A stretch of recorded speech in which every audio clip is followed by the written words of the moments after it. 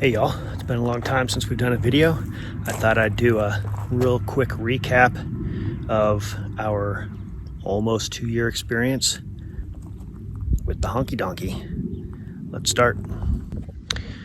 All right, so since we had all the electronics fixed, and I'll get into that a little bit more later, I'll just show you some of the accessories we've put on here. So we've got the Owl Van ladder spare tire carrier with a full-size spare tire. It also, on the spare tire carrier, it is the Rotopax mount and of course the old Trasharoo. We have the Owl Van's B2 bike carrier with their large box. I believe they have an extra large now. I'm not sure what they've got. On the bike mount arms, instead of bike mounts, I mounted up this Max Trax plate and just did some custom U-bolt and some rubber bushing stuff here to keep it from rattling. And in our rigid box is our black tank supply stuff. So the hose, drain hose, the water hose to help flush, and nitrile gloves and whatnot. Basically black tank nasty stuff stored outside. In the box, is unlocked. Just some miscellaneous camping gear, some Mercedes oil, some ratchet straps, Max Trax supplies, tire kit. I believe this is a bottle jack.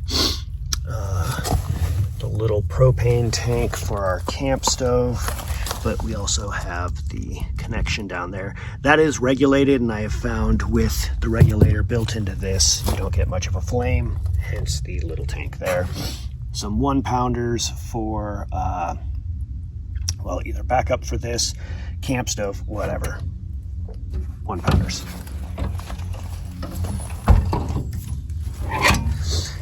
Let's see. Oh, and since we've moved to Arizona, Mesa isn't too far away. So I went down to look at Owl Van's new headquarters, and they kind of had a scratch and dent area.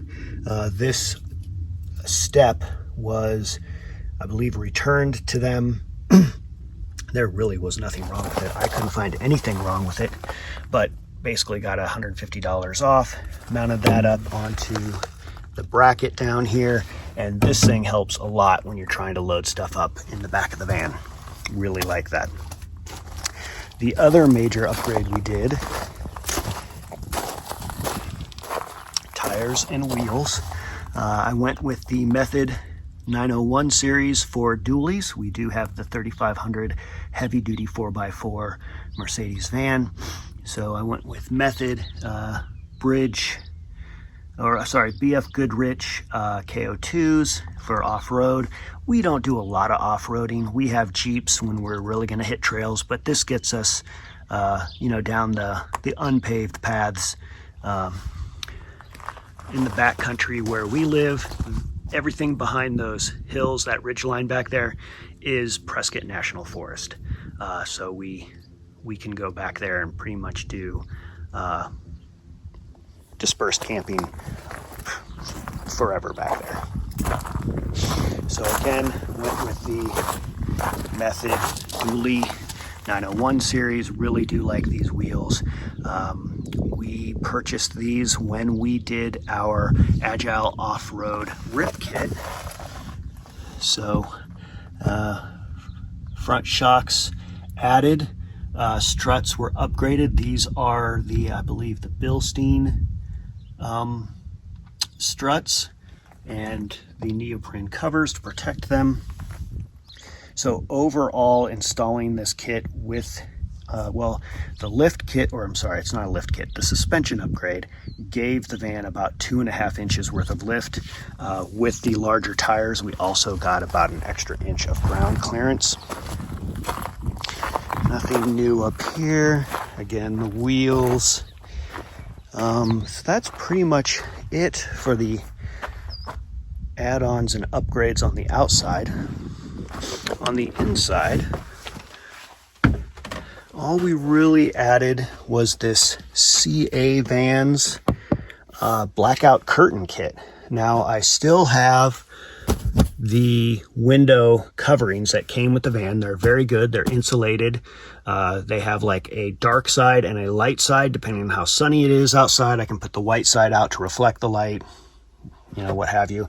But when you're stopping for just like a quick overnight stop, you're on the road and you want to pull over and get some sleep, you just pull these curtains, which are on this track, and these are true blackout curtains.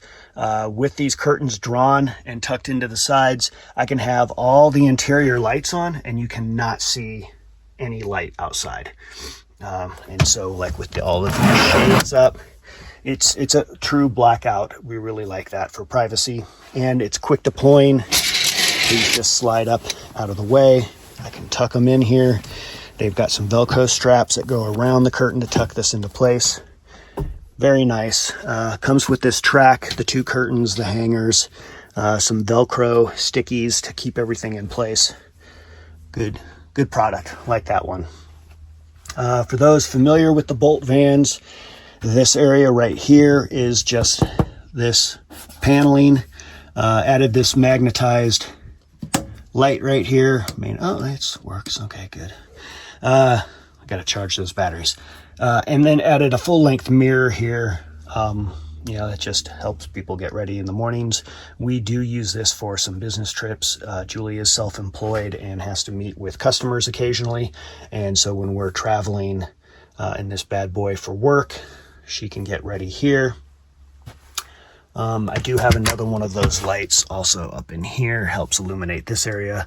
If you're familiar with this box, it usually stays pretty dark in here, and this light really helps see stuff. All right. What else? No modifications to this area yet. Do have plans for it. Maybe future video, I'll get into that. They make some really expensive carpeting solutions, mainly for like the Revels and Storyteller and whatnot, but they would fit this floor plan.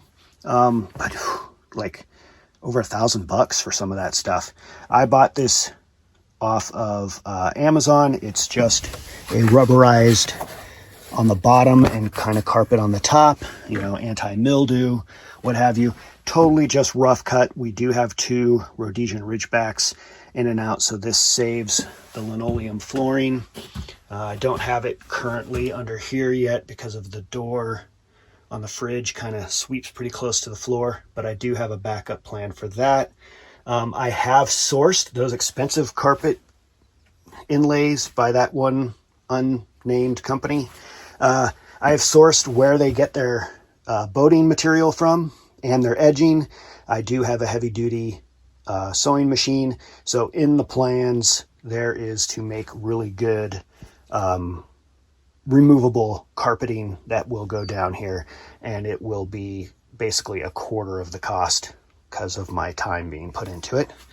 Let's see, what else did we do?